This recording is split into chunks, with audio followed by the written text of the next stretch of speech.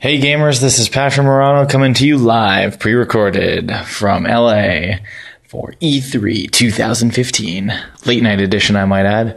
A very rough one at that. I've been going on, I think, probably about 3 hours of sleep in the past day, but due to the excitement of the show and the travel involved, I had a little choice in the matter. All shakes out though, however, because it is a privilege to be able to cover these events. And to be able to bring them to you, the amazing gamers that you are. So I thank you for listening. This one might be a bit on the shorter side because I'm going to have to pass out at some point in the near future as I have to make the Microsoft Press Conference tomorrow. And I'm going to have to be there around 8:30, probably a little earlier actually, just so I can get a good seat and start live tweeting that for you and get all that goodness down so I can give you my thoughts and my analyses.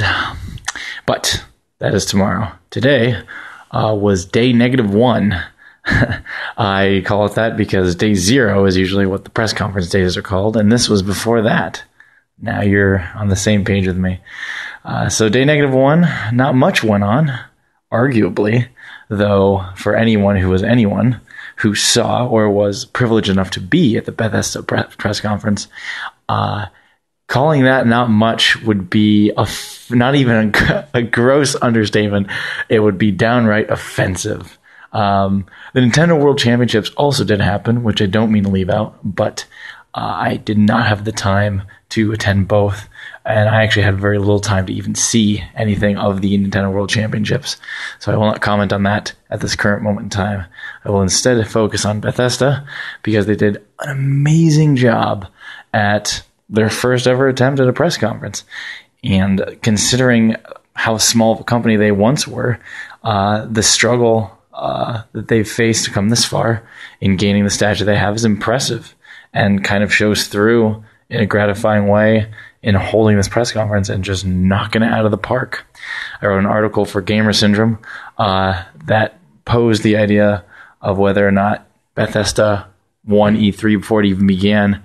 And it was kind of a rhetorical article because I think the answer is yes. I obviously detailed reasons why.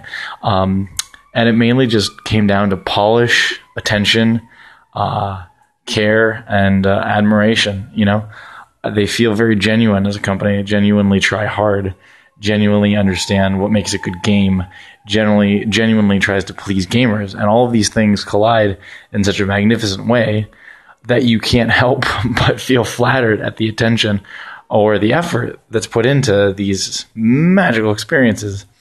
The press conference, the atmosphere was fantastic. It's always cool to have so many people excited about the same thing around you. The way the Bethesda went about the press conference was very well done, very smooth, great momentum. Even the smaller announcements or the ones that didn't get as much impact, like Bethesda.net, which is going to have major implications for their infrastructure, and smaller announcements like Elder Scrolls Legends, which I'm sure people will be mental about. Even those, piqued the interest of onlookers, even if, it didn't quite whet the appetite, say, that Dishonored or Doom did, which were fantastic reveals, obviously. Dishonored 2 was great, despite not having any real gameplay footage to speak of. Excellent hype factor to it, by the way. So without gameplay footage or release date, it's still pretty far off. Be surprised if we even see it at the end of next year. However, what we will probably see is going to be so far beyond Dishonored 1, which is amazing to think about, because I didn't even play as much of that game as I wanted to, and it was a stealth game unlike many others. And with MGS5 departing in the near future, and Splinter Cell strangely MIA as far as being a contender for King of the Stealth genre, I think Dishonored 2 has a real good chance of taking that title. The Doom reboot that was shown blew me away. Just absolutely. I don't think I've ever been so reactionary at a press conference before. Maybe. It doesn't feel like it, though. I was really rowdy. I mean, just the melee executions. I know that so many games have done them, but seeing it in Doom was for some reason really gratifying. Just the honesty, the unapologetic nature of Bethesda going back to fast-paced, demon killing, gun-toting gameplay. Just the super simplistic, straightforward, unapologetic approach has me enamored. Most game companies try to muddle the design too much and then lose the whole point of trying to return to their roots. I don't see that with Doom, and I think they really nailed so much of the little nuance that the old games really had that maybe lacked or were lacking in Doom 3 and any modification thereof afterwards. I'm surprised how much content's coming with Doom, just on top of the main single player. What with the snap map, which is harken back to the modding days, and the open source, which it has always been super friendly with. The modes involved, like holdout mode. The multiplayer looks like an arena shooter I've been missing for the longest time.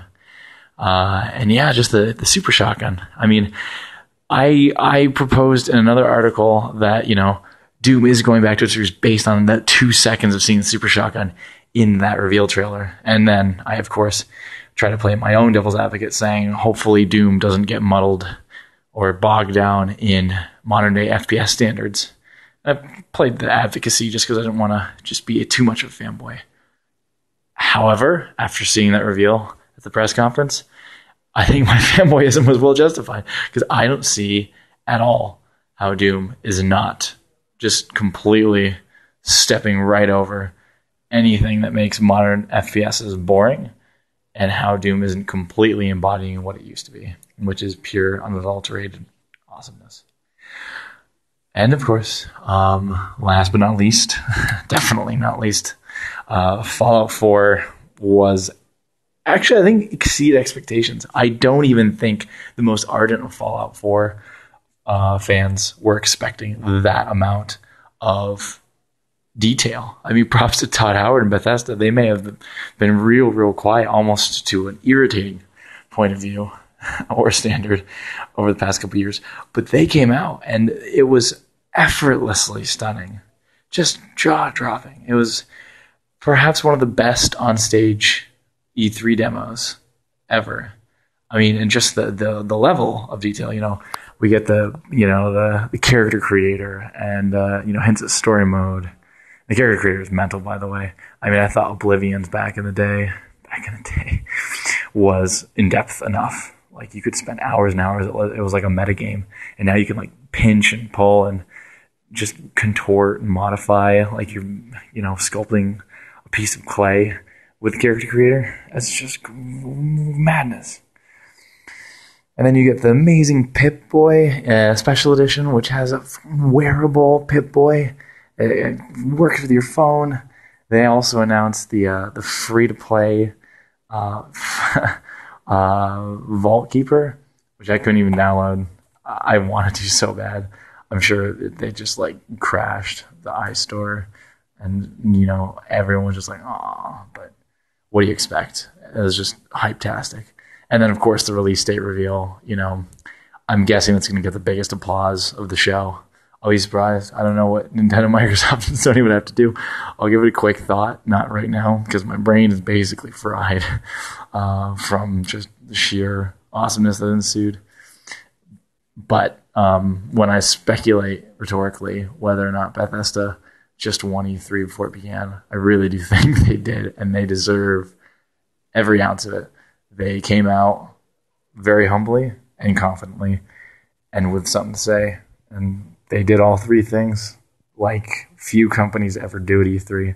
So props to Bethesda for being mad bastards of the most quality variety. And thanks to them again for inviting me. That was a legendary show. Not one I will soon forget. I think that's it for now. I still have a million thoughts to say about the conference and all the games within it. But I've got to get to bed so I can have a million more thoughts about nearly as many conferences, and do another audio cast for you guys tomorrow. And then the real battle begins as E3 2015 happens on the 18th, which, as you know, I have plenty in store for you. So again, thanks for tuning in. Hope you're liking the coverage thus far, and I hope that you enjoyed the Bethesda conference, even half as much as I did, because it was a sight to behold. This is Pash and Murano signing off.